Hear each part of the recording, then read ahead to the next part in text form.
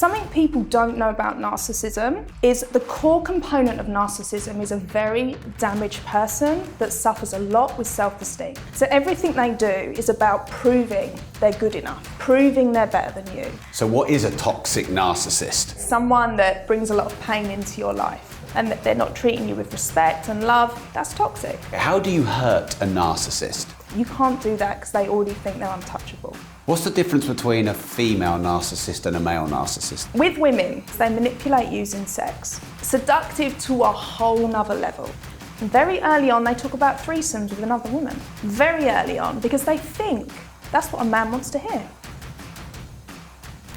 Welcome to Disruptors, and I'm Rob Moore. In this episode, I interview narcissism expert, coach, and therapist Rebecca Fox. We discuss narcissism, personality disorders, Andrew Tate, oh my life, what she said about Andrew Tate, Amber Heard, and whether Amber Heard is a narcissist. We went everywhere, you're gonna love this. Before we get into this, make sure you like this video, subscribe to the channel, and turn the notification bell on.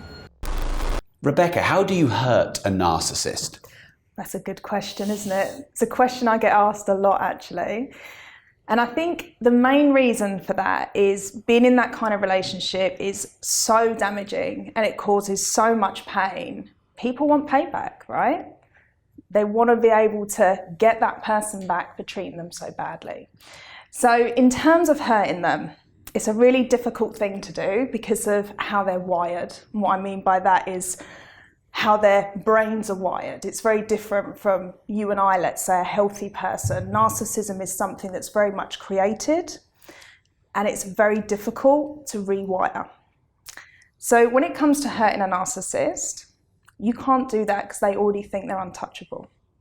That's the problem. Right.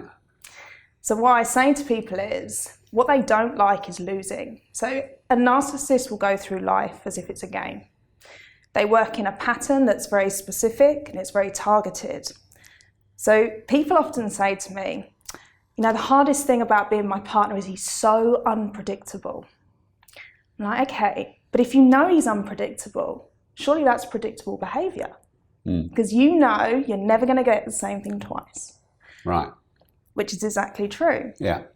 So with that, it's about recognizing the patterns. Because those patterns with narcissists never change. And that's what people really need to understand.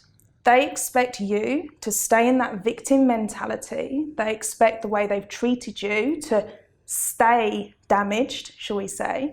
So what I say to people is the best way to hurt them, turn your life around and succeed. They're never going to expect you to be happy. They're never going to expect you to be in a good relationship. They're never going to expect you to have friends again. So by doing that, that is the only way you're going to get a narcissist's attention. Right. I've got about 932 questions that have just come out of that. Let's see if I can order them. Okay, you said narcissists are wired differently. Yes. How is a narcissist wired? So something people don't know about narcissism is the core component of narcissism is a very damaged person that suffers a lot with self-esteem. So imagine you've broken your arm. You need to protect the arm by putting a cast on it. That narcissist, the core person beneath everything, is so damaged and broken. They've learned because it begins in childhood, they've learned this persona, this cast, shall we say, to protect that damaged person. So everything they do is about proving they're good enough. Proving they're better than you. It's all about how can I show myself to not be damaged, to not be vulnerable.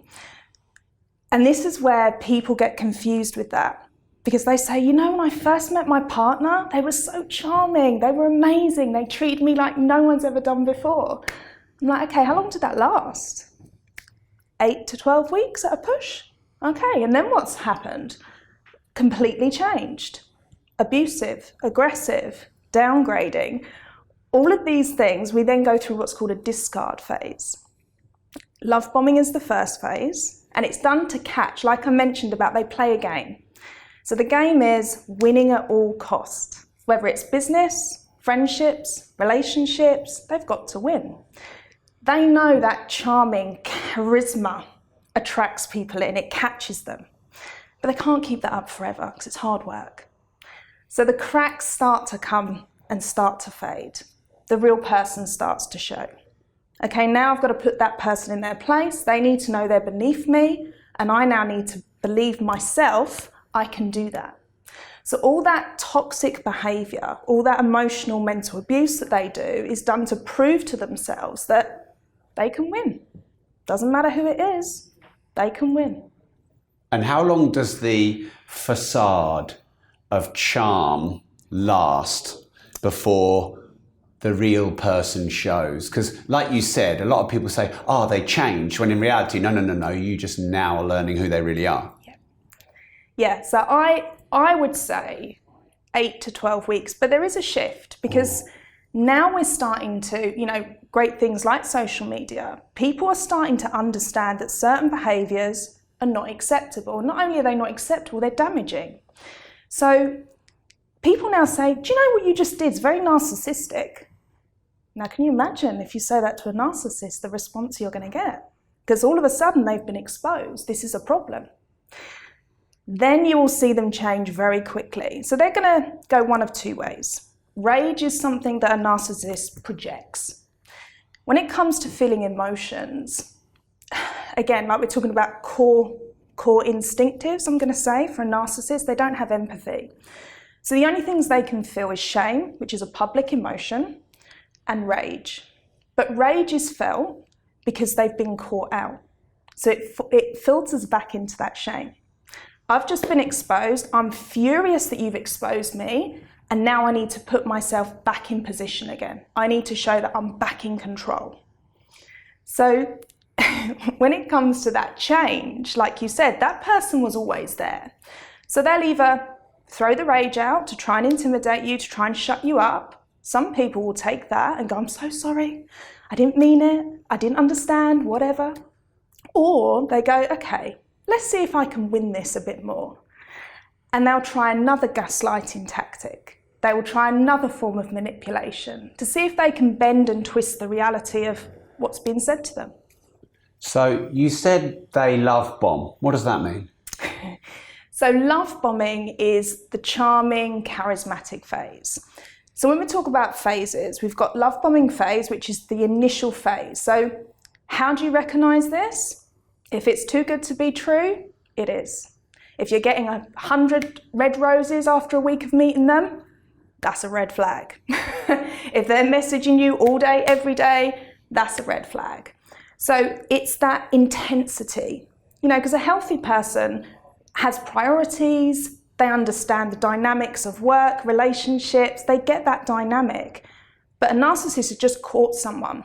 Okay, I've got to make sure I've got them. So they go in hard with the love bombing. So it's very intense, it's very, I'm going to say superficial, because it doesn't seem real. And that's what catches people's attention and often gets them off guard, because they're like, I've never had this before. I've never met someone so romantic. Well, it's no coincidence. Right. And you said gaslighting. What do you mean by that? I know that's a modern phrase. So gaslighting is a form of manipulation. Gaslighting is done to distort your reality. So an example of that is I would say to you, Rob, I was meant to be here at 2:00 today. And you say, no, we booked for 1. I would then twist that to make you second guess your reality of what you just said. Oh, maybe she is right. Maybe I've got it wrong, even though you probably had and I've just made an excuse. So it's all about distorting your reality, because then they can start to create your reality. So if you're someone that's quite confident and you're doing well at work and you come home, you say to your partner, I've had a great day, I've had a promotion, I'm so happy, got a problem here. That's a big problem. Why is that a problem for a narcissist? Because all of a sudden that person's going to be better than them. It's a threat. They can't have anyone doing better than them. So what they will then... Even the person that they're in a relationship with? Absolutely. Wow. Absolutely. Because when they go out, let's say you're attending an event, a function, you and your partner, and the partner gets the attention. Oh, I hear you've just got a promotion at your job, congratulations, and they want to talk about it. Hang on, narcissist, what about I'm the best in the room? Why am I not getting all the attention? So it's a big problem because they never want to be seen to be beneath anyone. So the gaslighting comes in to change that reality. So it will be things like, okay, you got that promotion, what, are you shagging your boss? Okay, now she's got to try and explain that away. Well, maybe it's just I'm good. It's not because you're good. Why would you, clearly he fancies you. That's the problem here. You didn't earn that. No, he fancies you. I'm not happy with you being at that job. So we've gone from a very happy woman that's just got a promotion to him saying, this is an issue. Actually, I think you're shagging your boss, or he wants to shag you. You need to get out of the job. Phase 2, she leaves the job or loses the job. Now she's reliant on him financially. Right. Then the control really starts to come in place. So everything with a narcissist is done with intent to win. It's done with intent to control. If you never changed, if you stayed the same with a narcissist, yes, no, no progression, no friends, no life, that might work. That would certainly keep the rage at bay, and it would certainly dull the gaslighting. It wouldn't get rid of it, but it would certainly help. So whatever you do, if you get a new friend, I've been down the gym and I got talking to this girl, we're going to go out running, big problem again. Big problem. Because what if that partner starts talking to the new girl about her narcissistic boyfriend, and the new girl says, hang on a minute, I think you've got something wrong here. I don't think he's supporting you. He's already created the reality that you're not good enough. You need to rely on him. You can't earn your own money. You have to go down the gym because you're fat. All these things. The less they can get someone to believe in themselves, the easier they are to control. And that's what gaslighting is used for. Wow. So you said there are stages of a narcissist. Have you got like a visual model of the stages of a narcissist? I mean, we could do the flip chart, yeah, right? We could, yeah. But we've got the love bombing phase. So is that the first phase? That's phase 1. And again, we'll go into the women's side of things, because even though narcissism isn't gender specific, I want to throw that out there, any sex can be a narcissist. They do behave slightly differently, but the cycles are the same. So we've got that love bombing intense phase. The next phase is the devaluing phase. So that devaluing phase is where the gaslighting comes in, distorting of reality. What they also do during that phase is something called triangulation. I've heard of this. I have heard of this. What do you think it is? Well, what I think it is when a narcissist uses someone else in a situation to essentially back up their argument. You're halfway right. Okay. So what you've just described is something called flying monkeys. Oh, right. We've got the phases for this. Yeah. We're getting down that end. So you're right in the sense that they bring someone else into the relationship. Yeah. Often it's a sexual partner. So it's an affair. Yeah. But to them, it's not an affair because it's a way of life. Okay, so go on then, hit me with this triangulation. Is triangulation a stage? That will be done in the devaluing phase, okay. Yeah. So while that person thinks they found Prince Charming and life's going to be amazing and they've mapped out the future, they start to have little digs at them and they start to question things. Oh, there must be something wrong with me now because he's not as happy. Oh, something's not quite right. All of a sudden, they find out they've been texting someone else on social media. Or actually, that night he said he was staying late at work. He was in a hotel room with another woman. Then it will be flipped back on the girlfriend. This is because you're not performing well in bed. What am I supposed to do if you're not satisfying me? This is your problem, not mine. So it's done as a flip. It's rather than, I've been caught cheating, I'm so sorry. No, they don't apologise because it's your fault, right? Then that makes that person question, if only I could do more. What do you need from me? I mean, here's an example. A client of mine, her partner was triangulating her. He blamed her. You're not good enough in bed. You don't satisfy me. So she said, okay, what do you need from me? He said, I want a blowjob every day. Okay. Reasonable request. I don't know. I'm not a guy, right? But, it was like, okay. So I said, and did you honour that request? Yeah, she did. I said, okay, did it stop? No, he still was seeing up numerous other women. It wasn't just one. So it's all done as a level of control, because for him, It's like, big tick, I'm in control here, I've managed to get her to do more of what I want. So do they use the other person as a way to control and manipulate emotions? Yes. Yeah. Yes. Yeah. Yeah, I've experienced that. Yeah. Okay, so carry on with the stages. So that's your discard, where the triangulation comes in. No, sorry, that's the devalue. Yeah. Now we're on to discard. Oh. So discard is done very, very cleverly. So what they now work on is the highs and the lows of emotions in relationships. So being in this kind of relationship is like an emotional roller coaster. 1 minute it's great, next minute it's not. You don't know where you are, but you can guarantee you're going to be up and down. So what they will do, they'll have an argument. Oh, it's your fault. You wasn't do they often just pick arguments for the sake of it? Not necessarily. What tends to happen is I'm going to use the narcissistic man and me as an example. The woman says to the partner, I'm really not happy. I want you to stop messaging women and I want you to focus on me and work on the relationship.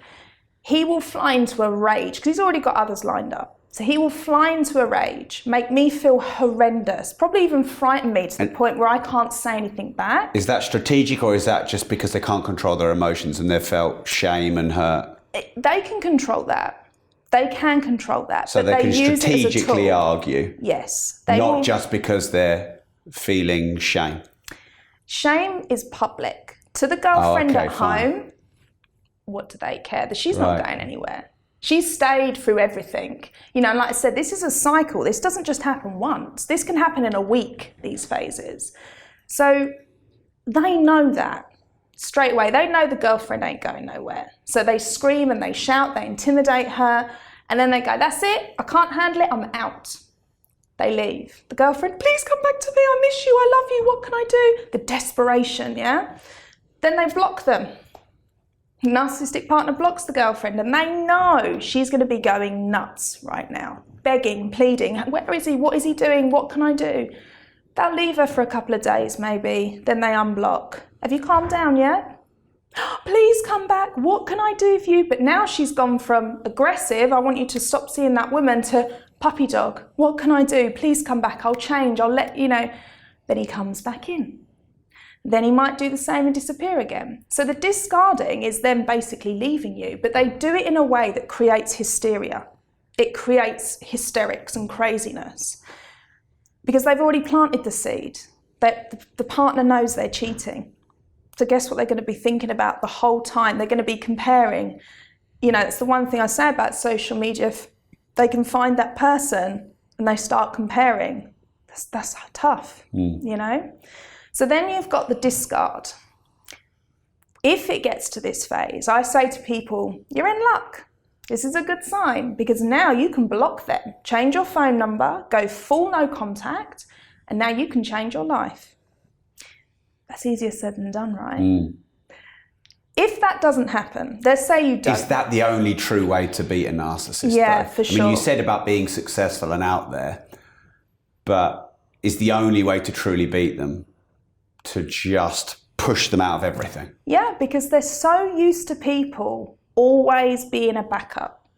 Always being a backup.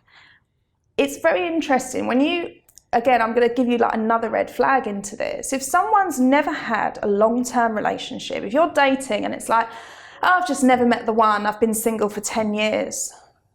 Is that right? Have you ever had a long-term relationship? No. Red flag. Red flag that there could be a narcissist. Highly likely, because they don't have the ability to connect.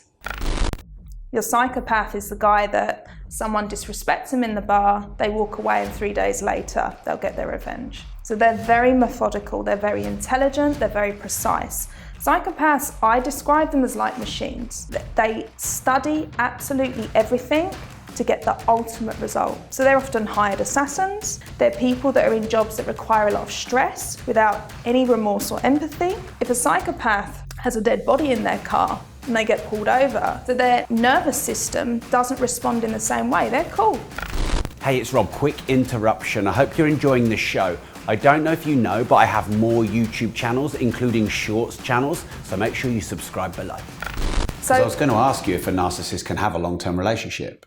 They can, if you're prepared to put up with that. If you're prepared...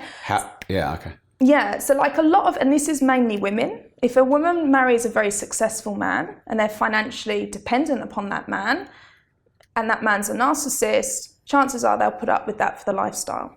Right. What's the difference between a female narcissist and a male narcissist then? So something a narcissist does very well is they manipulate using sex. Sex is by far their best tool. And so far, I've had one person out of everyone I've worked with that said the sex was awful. Everyone else, best sex they've ever had. I had one person describe it as circus sex. Now, you know... I'm Googling that right now. I didn't get into the specifics of what circus sex was, but... You can imagine. Yeah.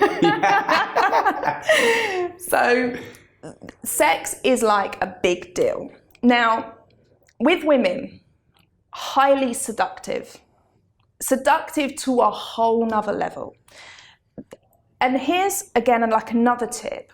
I don't believe someone can be overconfident. I don't believe there's such a thing as that. You're either confident or you're narcissistic. Oh, really? Yeah.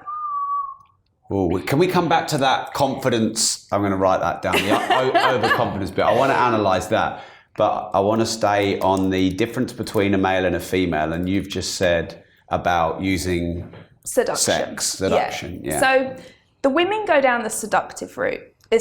The main difference. So are you saying they're using sex as a power play? Yes. And as a way to control?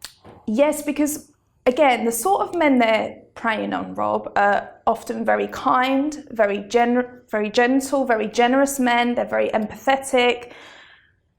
They're the nice guys because those guys are the easiest to control. Narcissists and narcissists don't come together. Doesn't work. Because you can never have one better than the other. Right. It just doesn't work. Yeah. So the men they pick on are men that are going to be absolutely in awe of this woman.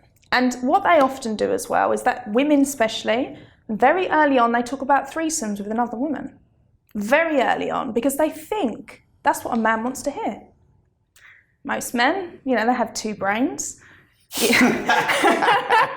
You connect with both brains. Could get cancelled for those kind of things, Rebecca. Yeah, okay. But they play on that kind of thing, yeah? So it's all about this fantasy woman. So a narcissistic woman comes in like a fantasy. If it feels like your wildest fantasy, run. Men, Prince Charming. I guarantee all the princes in the fairy tales were narcissists. Guarantee, you're too good. So, again, if the guy's extremely charismatic, overconfident, but doesn't... I thought overconfidence didn't exist. But again, so like, I'm going to give you an example of like the narcissistic, where that comes in. It's not just a matter of, and I've had this with a guy, it was, he wasn't just a lawyer. Oh no, he couldn't just settle with, oh yeah, I'm a lawyer, I'm good at what I do. Like, that's confidence. It was, yeah, I'm a lawyer, I'm the best at what I do, I've won awards, everyone wants to work with me, I've got a waiting list for 2 years. Like, everyone knows who I am. There's your narcissist. Right. Any other difference between male and female narcissists? That's pretty much it. Right. That is pretty much it. It's the woman's extremely seductive, and the guy is extremely charismatic. Yeah. Okay. Right. I'm going to now look at my list of questions because we haven't done that yet. Is narcissism abuse? Yeah. So narcissism itself is a personality type. So it's not a personality disorder. It can be, yes. So you have NPD, which is narcissistic personality disorder. It's a cluster B personality disorder where you've got borderline personality disorder, histrionic, and antisocial personality disorder. Those four are in the cluster B spectrum. The problem with these kinds of people, not so much the borderlines, because they will seek help. They don't think there's anything wrong with them. So to get a diagnosis is incredibly difficult because they've got to walk in and say, my manipulation, so good, I'm having a good life. Can you help me fix that? Because to them... But are they having a good life though? Yeah, because they're winning. Okay, so is narcissism abuse? Narcissistic abuse, yes, because it needs to encompass emotional and mental abuse. Often you'll get financial, sexual, and you'll get physical abuse in with that as well.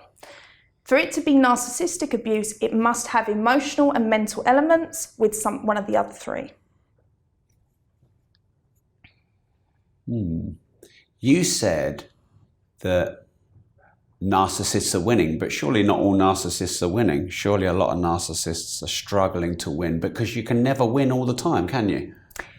So can we go into subtypes? We can go into what you want. So while these aren't necessarily recognised, these were created by psychotherapists to cluster different types of narcissists. Because even though I talk very broadly about this, there are different types to a degree.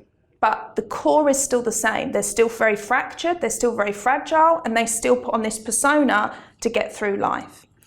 So we've got like the communal narcissist, the noble narcissist. Now, these are very interesting because these are the sort of narcissists that get their validation from charity work. Prime examples. So they've gone and saved the elephants in Africa. You know, they're getting all the publicity. Everyone's saying, God, what an amazing guy he is. You know, saying to the wife, you're so lucky to have a man like that. He's so generous. But behind closed doors, he's absolutely vile.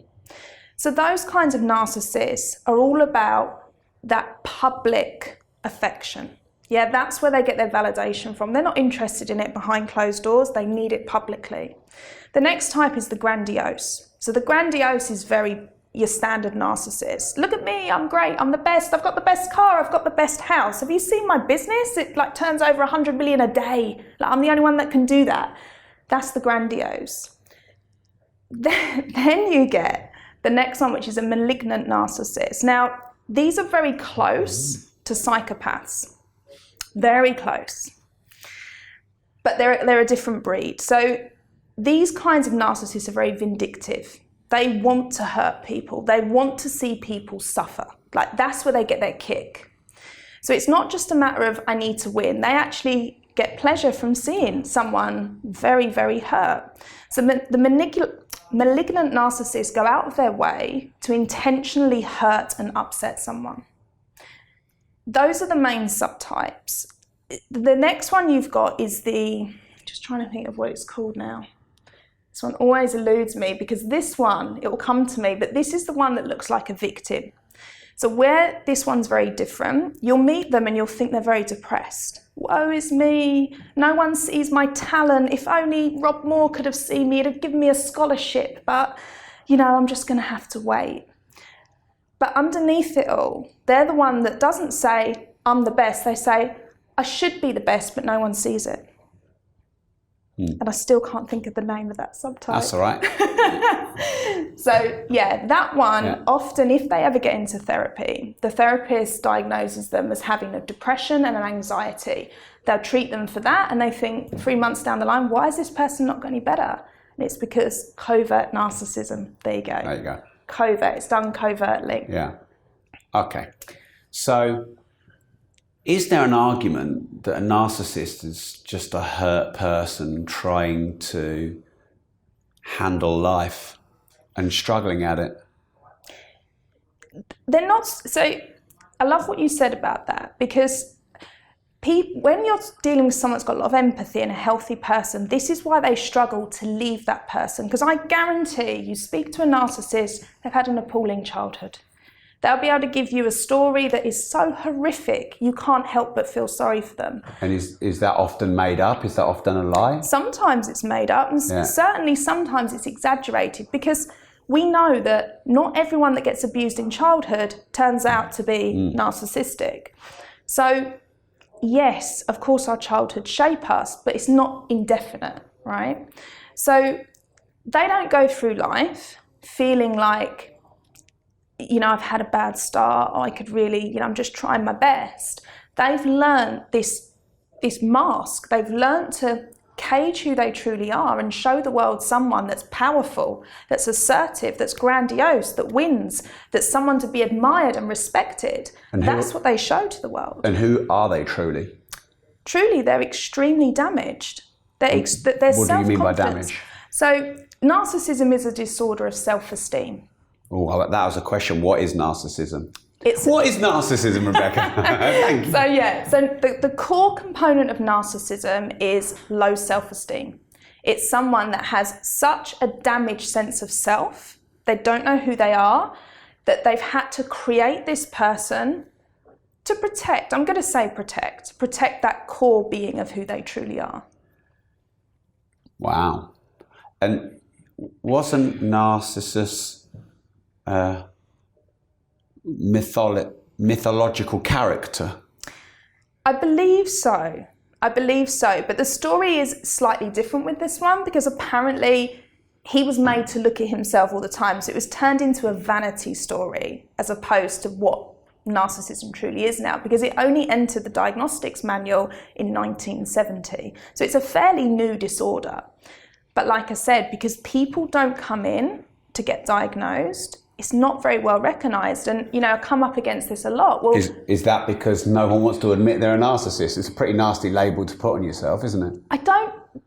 They don't see it as a problem, Rob. That's, if they're doing well. Isn't that word loaded with, so really, who would want to be labelled a narcissist? It's like, it's almost a weapon to call someone a narcissist, isn't it? I think it can, it depends how you look at it. So here's the truth of it. People that are in professions like lawyers, people that are surgeons, people that are CEOs that need to go in and cut companies, do you think they're going to be deeply empathetic people that can't have an argument? Doesn't mean they're narcissists, though. So are you saying anyone that buys a company and chops it up is a narcissist? They have to have that element because... What element? That element of not caring, no empathy. But that doesn't make them a narcissist, does it? Not care equals narcissist? If they don't have any empathy. So here's where narcissism comes in. If you're talking about a CEO of a company, right, you need to come in, you need to sack hundreds of people, we need to gut this company to get it going. Or for the greater good of the shareholders and the overall company itself. It would be, their response would be, yeah, I can do that, and I hope no one gets hurt. But if they do, I'm doing my job. Mm. And they have to have that element, because someone with empathy, they couldn't live with that. We've just had to we've just cut 100 people that have they're suffering now. They couldn't live with that. Mm. And, surgeons, they need that level as well, because how many people must they talk to a day? With patients that have got life-ending diagnosis. It's very hard as someone with empathy to deliver that and not break down. I know I would break down, but they can. So you're saying that someone with empathy is not a narcissist and someone without empathy is a narcissist? Yes. That is the core component of it, yes. They lack empathy? Yes. They don't have the ability to feel. And is being a narcissist a problem? Is it a bad thing? Is it an ailment, an illness, a disorder? Not for them, no. Not for them. So okay, so let me throw you. This is going into a grey area for me. Go on then. Which I like. I've really enjoyed it so far, and I've enjoyed the definitions. But we're in grey territory, and I want to just do my job as an interviewer. I know someone right now who's about to go bust. Mm-hmm. He could save his company from going bust if he let his 9 staff go. Mm-hmm. He probably hasn't got the ability to do that. Therefore, his company is going to go under. And all of his clients are going to lose money, and he's going to lose the staff anyway. So does letting the staff go make him a narcissist? No, because there'll be more to that story. Let's add into that. So let's say if he's made decisions that have got him in this position, decisions... Of course they have, yeah. Yeah, but decisions that have been done only to benefit him, where he's like, I don't care whether anyone can deliver this. I don't care if anyone gets hurt in the making. I don't care if I'm going to take people's money and they don't get it back. I don't care.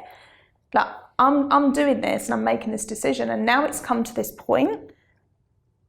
Has he got any remorse? If he's got remorse for that, he would have some empathy, but if he hasn't... Okay, so a narcissist doesn't have empathy and doesn't have remorse. No. Okay, I can understand that, because someone could have the ability to make a hard decision and feel pain, but still make the decision because it's the right decision. Yeah. But if narcissism was a problem that society didn't need, narcissists wouldn't exist. Are they not good at certain jobs? They're very good. So again, I believe there are healthy narcissists. I believe narcissism can be healthy, and we do need it for certain job roles. I couldn't be a surgeon because I couldn't handle if I had to deliver, diagnosis. So are you saying all surgeons are narcissists? They've got to have an element of something in there, because it's hard. CEOs, again, they've got decisions to make. If you put everyone's... CEO? Yeah, but if you had to bring everyone else into the mix, if you had to consider everyone's feelings every single time you made a decision... We couldn't. Right, there's my point. But I'm also, I only realised this a few months ago, I'm a real empath. I didn't know what one of those was, but I feel everyone's emotions really strongly, and I think that makes me an empath. And I think I see other people who don't feel that. Like, some people just are completely immune to everyone else's thoughts and feelings. Right, there's your narcissist. And then other people are like really sensitive to it, and that's me. But I can put a wall up and make hard decisions. I can fire people. But again, so what you've got to remember, like, narcissism is a personality type that's very inflexible. When you're talking about someone that's empathetic, they're often very open-minded because they want to understand everything at a deeper level. So you have the ability to adapt and change and make decisions based on all aspects. Narcissism is very fixed. It's a very fixed personality type. And that's why their patterns don't change. That's why everything they do is the same way. That's why they don't care about hurting anyone else moving forward. Yeah. So could you as an empath, as a CEO, make great decisions? Of course, because you have that ability to... But because I'm empathetic, I can also make bad decisions that if someone were a narcissist might make better decisions. Right, there you go. There you go, yeah. Do you think some people in society label others as narcissism? Let me say this again, get a better way in. Do you think some people call others narcissists because they're narcissists? Yeah, I mean, it's an easy tit for tat, isn't it? But when a narcissist says that to someone, it doesn't, they're not saying it because they believe that. That's something called the deflection. So they deflect it. It's like saying... Right, because a lot of people I've seen who are going around telling everyone that this person is a narcissist needs to fucking look in the mirror, because they have as many narcissistic tendencies themselves as the people they're accusing of being one. Right, so how do you remove the attention from yourself? You deflect it onto other people and get people focusing on there, So narcissists use deflection all the time because it's easy. It's another form of manipulation. You're the cheater. No, you're the cheater because, your boss gave you the promotion. You're the cheater. Right. Even though it is them. It's constant deflection. I'm really fascinated by this label, narcissism. Mm. Do you think that the word can be used as a weapon to try and hurt other people? Of course it can. Of course it can. But anyone that wants to do that to hurt someone is toxic in nature. Right? They're not looking... Toxic or hurt? Toxic. And I think... What's the difference between toxic and hurt? Give me your definition of hurt. Someone who is got low self-esteem, something has made them feel shame or not worthy. That would be my definition of hurt. Okay. In your industry, other people may not have heard this, but the saying, hurt people, hurt people. It's very true. Yeah. because that's the only way they know how to react to the hurt. I know I've felt like that, where I want to hurt people because I'm hurt. But toxic to me is a whole different thing. I mean, toxic is like manipulation and control and vendettas, vengefulness, spite. And you asked me for my definition, so yeah. And again, everyone has like varying different definitions of certain things. When someone says to me, I'm hurt, what do you mean? Have you lost a leg?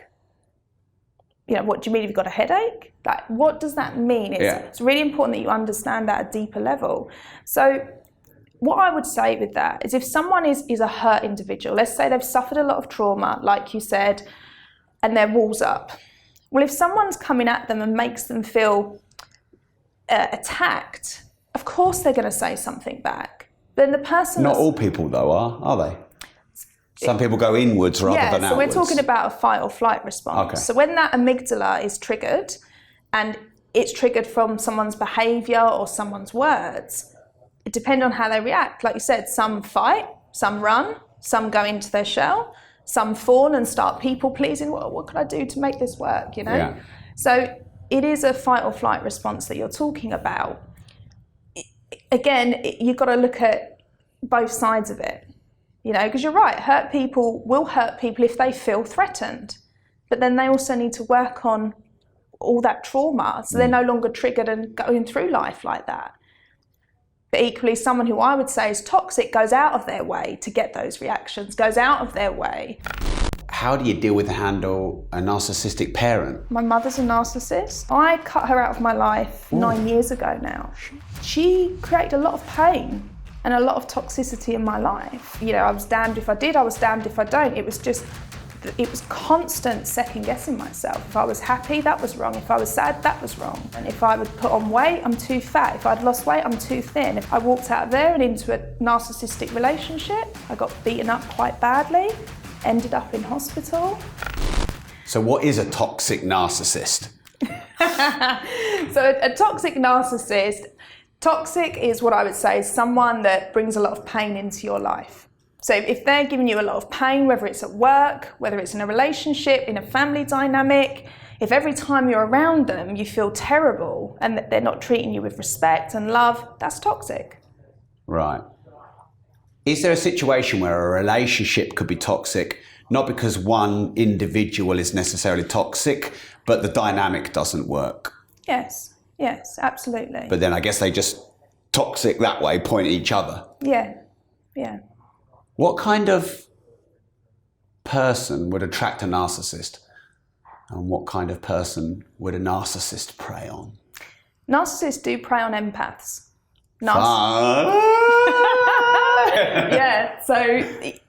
You would be a good target. Fuck! So they do prey on empaths because empaths, again, like we spoke about earlier, they want to give excuses for any kind of bad behaviour. Oh, they're just having a bad day at work. Oh, they said that to me because they're having a bad day, they haven't slept much. You know, like they come out with lots of excuses. For someone else, you mean? Yes. So if that narcissist is misbehaving or has spoken to them badly, there'll be an excuse for that coming from the empath. Oh, they've obviously just had a bad day at work. I'll let that slide. And it slides again and again and again. Whereas if you had someone that's very confident, solid in boundaries, they're not going to put up with that. You know, they will pull that up and make someone accountable for their behaviour. Narcissist doesn't want that. It's too much hard work. Why bother with that? You can get someone that's just going to play the game. Wow. What is it like being in a relationship with a narcissist? It's life-changing. It really is life-changing. It changes someone on all levels because of the brainwashing, because of which is gaslighting, the manipulation. So it changes someone on all levels. Most people come out of their relationships so confused, and again, for a man, they're very emasculated. You know, they go into that relationship wanting to be a provider, wanting to be someone that takes care of this woman. This woman's made it very clear they can't do that. They're not good in bed. You know, they flip the dynamics. All of a sudden, a guy has lost his whole identity as who he is as a person, but also as a man. So for men, personally, I think this is far more damaging for men than it is for women. Do you consult? What is the word for therapying? Therapize? What's the word? Do you therapize for? Do you have men who come to you for therapy who've had narcissistic abuse? I have more men than women. Really? Yes. So at the moment, most of my clients are men. I've got 3 that are women and the rest are all men. Is there any reason for that? I think with men, like I said, they really are at rock bottom because they lose their identity, they lose their masculinity. And logically, like men are very logically they're like, I get this was wrong, but why do I feel like this? So they want to get that identity back, and that's what they come in for. Whereas women, they feel more than what they do think logically. So why they're able to kind of understand things, how they feel, and they're able to kind of work out the emotions, work out where the damage is. For them, it's like, okay, let's logically now link it all together, and they can kind of work through it a bit better. I'm not saying they can heal themselves, but I think women have a better process, and also I think they talk more than what men do. I think, and again, and this is another problem, and it's no, I'm not having a go at friends of, like especially men, but people get very uncomfortable talking about emotions, especially men. So if a guy says to you, I don't know you that well, but as an empath, a guy says, this is what I've been dealing with, Rob, and you haven't dealt with that, you're going to be like, I don't know what to say here because this is weird. Like, why would you put up with that? Like, that's what most people say. Why would you put up with that when you knew? And all that does is reaffirm the narcissist was right. You are an idiot because you stayed. So while the friends don't intentionally go out of their way to make their friend feel like that, unfortunately, they don't know how to handle it. So I think men are very much alone with this, whereas women can talk to other women and kind of get more of a resolve. So what should men do? Let's start with that because you said it, they're not talking about it as much. Yeah. What should men do to get help if they feel they're in abusive relationships or narcissists are controlling them? Yeah, talking about it. But talking about it, there's loads of, you can go online, Google, there's lots of call lines that you can get in touch with to talk about someone with it. A lot of it is just being heard. Because when you're in a narcissistic relationship, you're not heard. You're constantly told you're wrong, and then you're told what the reality is. So to actually just be heard, this is my story, this is what happened for me, and for someone to say, yeah, do you know that did happen to you? You are right to feel that way. Sometimes that's the first stage of a guy going, finally, after all these years. And that is the first stage. I think men need some of my guys are currently getting out of the relationships. They're going through a divorce, but still living with the wife. That's incredibly difficult. So you're saying get out of the house? Yeah. Yeah. If you can. When you're in that dynamic, it's not healthy. And every time you start to get a bit of progress, because what would happen is they'd go and see a therapist, have a great session, walk out there and think, it's not me, this is great, right, I've got a plan, go indoors, bam, put back in their place. That hour was not wasted, but wasn't as productive as what it could be. So now it's going to take even longer to get you through that process. And if you're trying to go through that process where you're on the road, but it's really hard, because we all know when we've had to exit a relationship or something, we're experiencing some pain and trauma. In the moment, it's really freaking hard. And, sometimes we need to get a week or a month down the line or however long, and then we're there. When you're in the storm of the emotion, how do you just keep pushing through it and not turn back? Yeah, so what happens when you're in them relationships is you develop something called a trauma bond. I was going to ask you what a trauma bond is. What's a trauma bond? So trauma bond is something that's created. It's a bond. So we bond as humans. When we come in contact with other people, we create connections. So it's another way of saying it's a traumatic connection. So the connection is solid. So like the connection you'll have with your wife is going to be a good connection. But with a narcissist, it's going to be traumatic. It's going to create a lot of trauma. And that trauma lives within our bodies, it lives within our minds, that amygdala part of our brain, that gets triggered from the trauma. So every time someone says something, or it can be things like my ex used to own a red Volvo, I don't know, and they see that car, they're triggered every time, you know? So that's where the trauma bond comes into play, is it's reliving things, it's getting triggered by things around them. Right. Even though that trauma is painful, is that a bit addictive?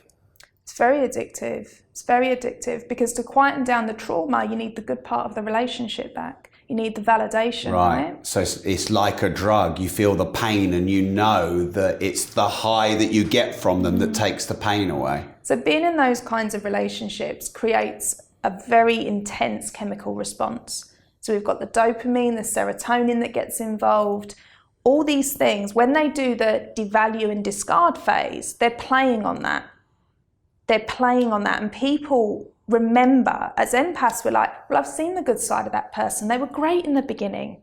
So I know that good person's in there. But like you said, that was the fake. Now you're dealing with the real person. Yeah. So they're looking all the time to get that person back, to get that feeling, you know, that hug. Do you know, I do love you, really. Yeah. That would be enough to re-trigger them and put them back in their place again. Wow. Rebecca, how do you spot the difference between a narcissist, a sociopath, and a psychopath? Oh, and those are hot buzzwords, right? So one thing you need to know about sociopaths and psychopaths is they are terms used for someone who has antisocial personality disorder. So that's the correct diagnosis for it. Most people think psychopaths are only serial killers, which is true, because they're the only ones that we can study, because they're the ones that end up getting caught. One thing we do know about sociopaths and psychopaths, the biggest difference is sociopaths are created, whereas psychopaths are born that way. So psychopaths don't have that part in their brain that lights up for empathy and remorse. Sociopaths, on the other hand, tend to be created or made from childhood. So they will often have a very abusive childhood. They will be brought up around the wrong kinds of people, in gangs, and they've developed this way of living. So same kinds of undercurrent, lots of narcissism in there, lack of empathy, lots of grandiose, lots of stature in there.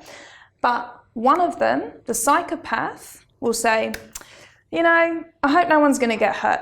They will say, you know, people are going to get hurt and I'm okay with that. And they will be okay with that. Whereas a sociopath's like, I hope no one gets hurt, but chances are they will.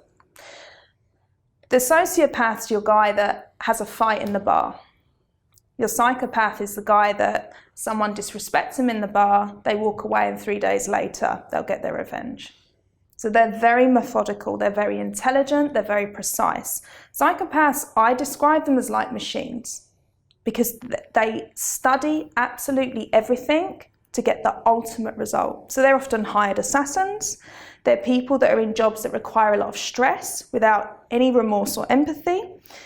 And what's really interesting about them, so if a psychopath has a dead body in their car and they get pulled over, you know, you and I, we're going to get a racing heart, our pupils are going to dilate, we're going to start to sweat, we get that response. They don't have that. That doesn't fire up in their brain. So their nervous system doesn't respond in the same way. They're cool. What's up, officer? Yeah, nothing's wrong. And they will be completely cool. And they're one of the few people in the world that can actually debunk a lie detector test. So they can lie without any response. And they can get through that. Sociopaths, they're very sloppy. So like I said, if they're going to have a fight in a bar, they're going to have a fight in a bar. They're not bothered. They're nowhere near as methodical as what the psychopaths are. When it comes to narcissism, they're like the baby cousin. So they're the little one at the bottom, because they're the ones that, again, like we spoke about, they're damaged underneath and they've created this shell. Whereas sociopath and psychopath, that's who you're looking at. What are the long-term effects of narcissistic abuse? Long-term effects. So a lot of trauma response. So people that have been subjected to narcissistic abuse have a lot of low self-esteem. They have problems communicating, they have problems developing deep connections, and they often have a lot of trust issues. And this filters out into all areas of their life. So everything about them would have a lot of fear around it. So when they go into new relationships, new jobs, there'll be a lot of fear around how to handle that because they've lost sense with reality. Is ghosting and blocking a narcissistic behaviour? No. I actually think that's a very healthy behaviour. It can, of course, anyone can ghost and block. But if someone, let's flip it, let's say you've got a narcissist that's abusing you, why wouldn't you ghost and block them? That's a sign of self-respect. That brings confidence into your being. Equally, yes, a narcissist will use that as a tool when they're doing the discard phase. So it could actually be a very strong thing to do to try and move on from a traumatic relationship. Absolutely, and that is part of going no contact. That is the only way that you can fully heal and move on from that person, is to remove them and erase them from your life. Why do narcissists make amazing sex partners? Is that your question, Harry? It probably is. Harry seeds a few in there that he wants me to ask. Why do they make... So a lot of that, again, comes back to mirroring. So when we're talking about women, let's start with women, that seductress. So like I said to you earlier, there's this idea that all men want threesomes, all men want gangbangs, and they want to be admired by loads of women. That's the idea. So a narcissistic woman uses that to her advantage. A lot of the men she will get with have not had a lot of sexual experience. Because they're empaths, they tend to be quite introverted, they tend to be quite shy. So this is going to be a great opportunity for them in terms of it's going to open up their eyes and give them something to never forget. Use it for that and walk away. Like, that would be my advice. In terms of men will mirror the woman. They know women want deep connections. So they can fake that. They can fake that while they're having sex. And that's how they get through that. Are there any really famous people that everyone would know that you think is clearly a narcissist? I mean, there's a few, Rob. Come on, then, let's go. Let's play. So one of the best things I think that's happened this year, and I was glued to it, that became a full-time job for me, was the Amber Heard and Johnny Depp trial. She is atypical, and she got diagnosed with antisocial personality disorder.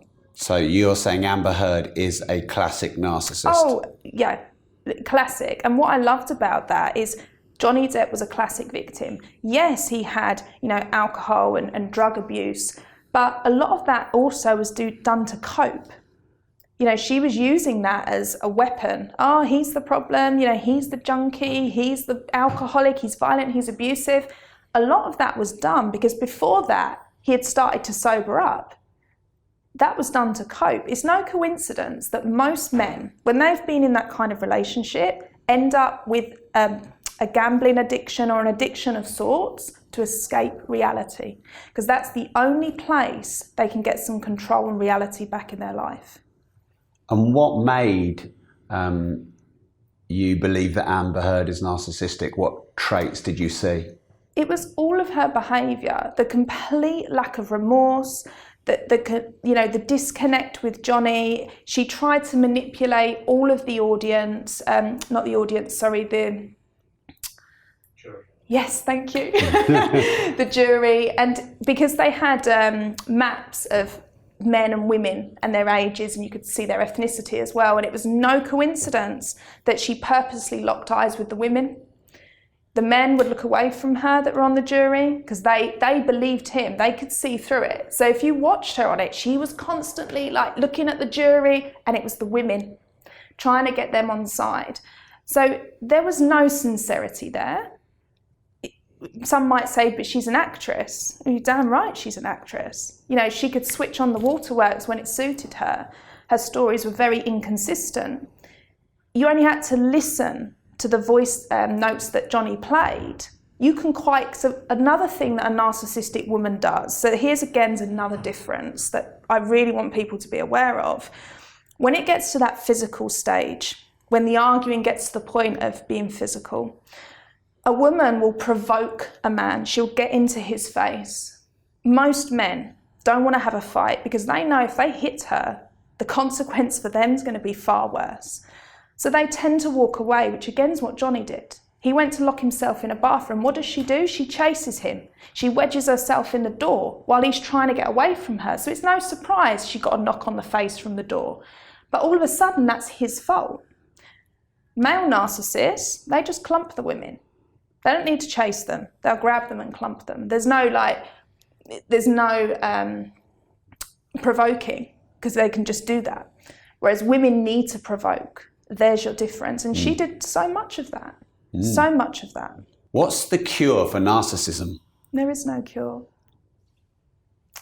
There is no cure, unfortunately. Someone that has that, for them to actually take a look in the mirror, to remove that cast, remove that mask of who they portray themselves to be.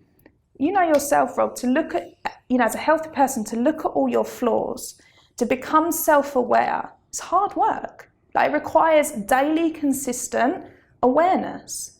They don't want to do that. Why should they do that when they're already living their best life? That's why there's no cure. Plus, it's a financial thing. So, going back to BPD, if someone comes in BPD? with borderline personality disorder, which again is in the cluster B spectrum, those are the ones that tend to come to get help. But financially, they can't afford to carry on doing it because realistically, those kinds of people need to see a therapist twice, if not 3 times a week. It's a lot of money. So that's where it can work, and it has worked, but people need to have the financial backing to keep going with it. And they just don't. We've talked a lot about narcissistic relationships between people who are intimate, but what about how do you deal with and handle a narcissistic parent?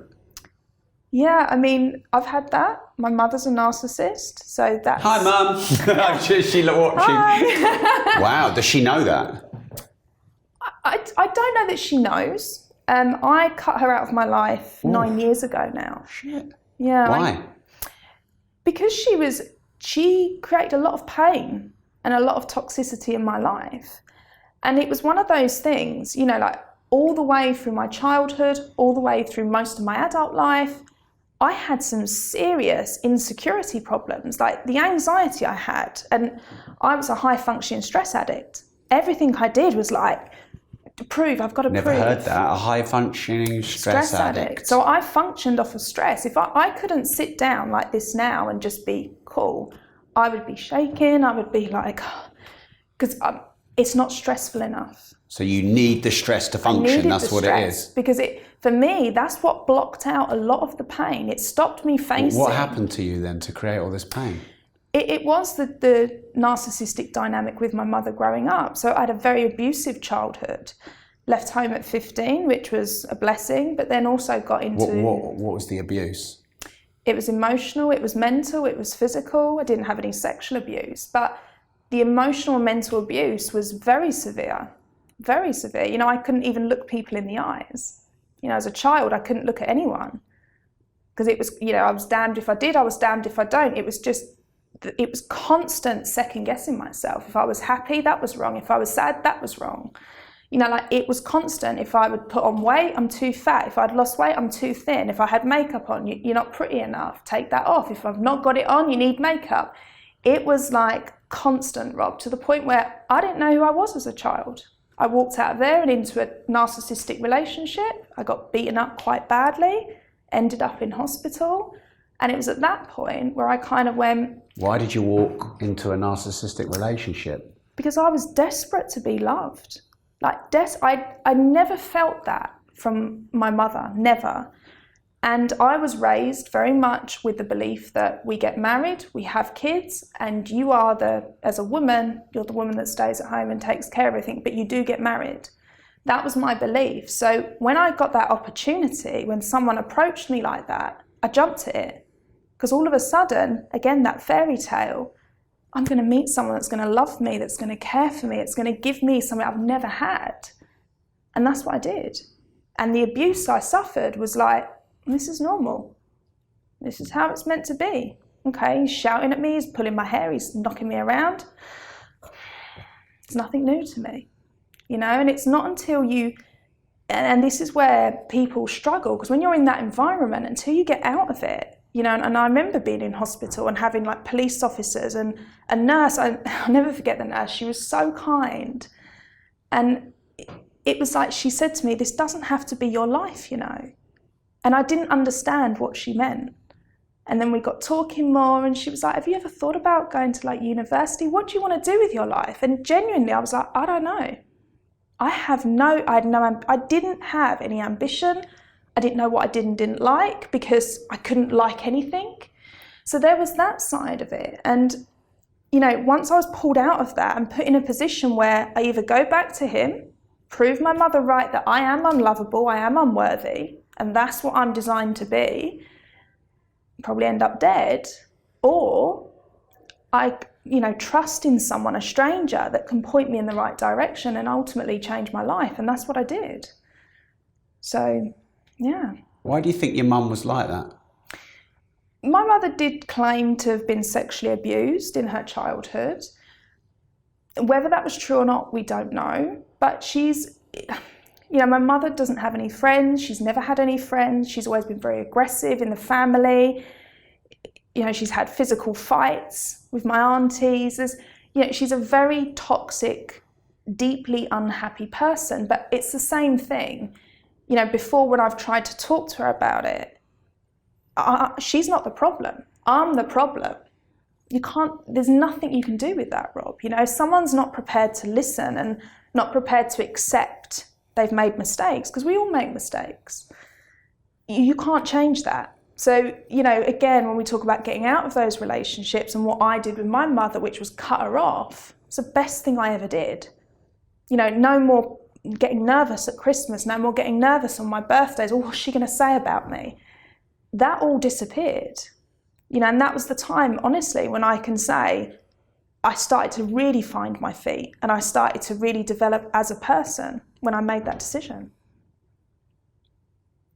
What exactly occurred when you managed to get out of the relationship with your mother and the other relationship you had with the partner? What I'm looking for is, what's the moment where you have the strength to move away from it? I didn't have the strength. I can honestly say I felt like a little rag doll that was being pushed and pulled in. And I literally went, what do I need to do? And I, like I said, I sought help in these people, these strangers. What do I need to do? And I used to train horses for dressage. So it was like, okay, why don't you get a job in that? Okay, can I do that? Yeah, you can do that. Okay. And then part of that, because I went in as a pupil, was you had to do further education. That's when my psychologist then, I was like, I want to do what you do. And she was like, you can do that. We can put you through that. We can help you that and get a degree. Okay. And that's what I did. So that was when I learned about narcissism. I learned a lot about psychology, but I didn't do anything with it until later on. And I stuck with training horses, something that I was good at and I enjoyed. Cool. I know the answer to this now because you've said it, but I'm going to ask it anyway. Have you ever dated a narcissist? Yes. More than one? So yes, and I would actually say that I dated a psychopath once, and I did that purely for research. Let's do an episode called I Dated a Psychopath. That would be a great title. Yeah. Tell us how it's like dating a psychopath. Oh my God, it's incredibly draining. It is incredibly draining. There were times, because I did it, I kind of got the feeling when I first started talking to him, I was like, we got something going on here. I think he's on the cluster B spectrum. What was going on that? It was just, again, it was very intense. I think one of the first messages he sent me was, just so you're aware, I'm going to absolutely change your life. It's like, oh really? He's like, yeah, I'm going to give you the best life you've ever had. And I'm thinking, well, I've already got a good life, so I'm not sure how you're going to, but it was like, it was instant, Wow. And that's right up there. So that kind of sparked me as in, let's test this. So I tested many different theories. Don't you think you should have run at that point? Well, with hindsight, yeah. He's great because he became a case study, and I now use him in my program, so thanks. Did he he became a client, did he? Or you just mean the story you're able to tell? Yeah, so I used screenshots, and I did actually meet him in person, and that was very interesting. So what interesting things did he do? So what you really mean is fucking psychopathic. Yeah, he was, by he interesting, was incredibly you meant fucking psychopathic. Yeah, on a whole nother level. So what shit? Come on.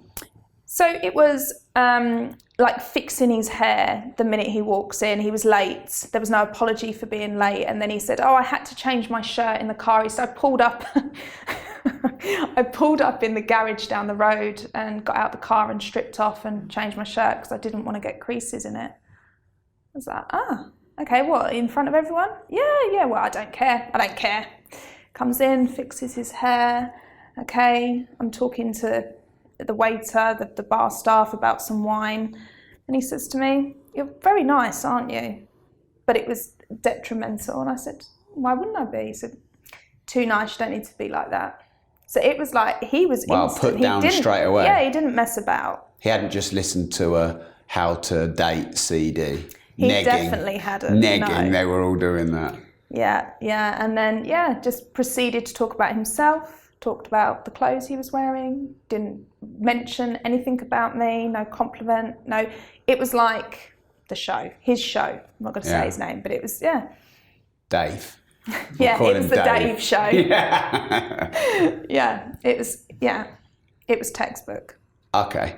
By then, did you already know how to spot a psychopath? Yeah, that for me was, I just wanted confirmation. I'd never kind of met one in the flesh.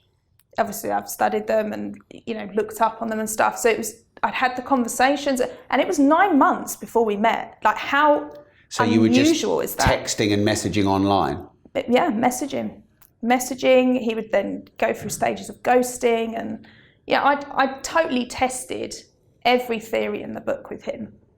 And he was... At what point did you cut it off, when you knew? It was after I'd met him, and then he said, right, next time you can drive to mine. I said, sorry, what? He said, yeah, you can drive to mine, like demanding. So I'll have to let you know. He said, oh, what, busy again? So it was all condescending. Oh, what, you think you're busy? No, I am busy. And then, left and blocked. Done. Job done. Have you ever been accused of being a narcissist by anyone? Every day. Every day. What do they say? Oh, it's normally on my TikTok. I normally get a comment saying it's narcissists that call people narcissists. You said there's no such thing as overconfidence. Yes. Okay. Is there a point where your confidence becomes arrogance or hubris or misplaced confidence, delusion? Is that not what overconfidence is? Yeah, I would call that narcissism. You've just described it very well. Yeah. Oh, okay. So you think there's confidence and narcissism? Yep. Does arrogance have a little place? So arrogance is one of the key narcissistic traits. Oh. That is, again, like, that's below empathy. That's right up there. No empathy, sorry, not they have empathy. No empathy, arrogance for sure. So, an example would be, it wouldn't just be, I'm a lawyer, I work in London. It would be, do you know I'm one of the top lawyers in London? I have the top clients, I'm the most expensive. Only millionaires work with me. There's the narcissism, because it's that they want you to know they're the best in the room. It's not enough to just say, I'm a good lawyer, I've done some good cases this month. They've got to make it very clear you're sitting with the best person in the room right now. Right. What I say to people is, it's all well and good, right? We can have as much education around this as possible, which is what I'm looking to do, that I want to get it out there. But the core fact of it is, if you're dealing with someone that isn't showing you respect, that's making you feel less than, that's not showing you love, that's not being empathetic towards you, that's making your life an absolute misery, whether they're a narcissist, psychopath, sociopath, whatever, does it matter? Now we've got to make a decision. How do we deal with that? What are we going to do now to make you get in a better position? If you're in, because some people, and often it's cultural, they can't leave those kinds of dynamics. So I need to give you tools then on best to deal with that. Yeah. Is it going to change the person? No. But we can lessen your symptoms of how it's affecting you to a degree and give you coping mechanisms. Those who are not trapped in that dynamic, get out of it. Yeah. Get out of it, do the work, and then learn to spot it and not get caught up again. Right. Rebecca, what do you think about Andrew Tate? He's atypical as someone that has a cluster B personality disorder. So you're saying that Andrew Tate is a typical classic narcissist? Is that what you're saying? He oozes narcissism, but I'm going to add into this because the way he went about executing his social media campaign was very clever. You can't deny he done it in a very clever way, and he was very successful for that. What was clever about it? It was that whole pyramid scheme, you know, getting people to come on board to his, I think it was a Hustlers program, and then he got them to, I believe, repost his videos. So it wasn't just him on one channel. God, I remember at one point TikTok, I think I did like 50 in one day that I blocked coming up. It was insane. But Andrew Tate, I mean, personally, I'm very tight on who I let into my world, and I blocked a lot of it because it was so toxic. And what was toxic? I don't believe he's educating people for the greater good. I believe it was all done through his grandiosity, through him wanting all of that, you know, the ticks in the box. I'm so great, I'm so great. Yes, you're great. Let's get followers. It's that cult thing. You know, he's looking to create a cult. And while he, you know, made it better by coming on and saying that isn't what I meant, I didn't mean you should beat women up and put them in their place. It's too late, the damage is done. And you've got a lot of very vulnerable people. And you know, I was so pleased with the social media giants that shut him down, because you've got so many vulnerable people out there that listen to that want that little bit of hope, and then all of a sudden they've been converted.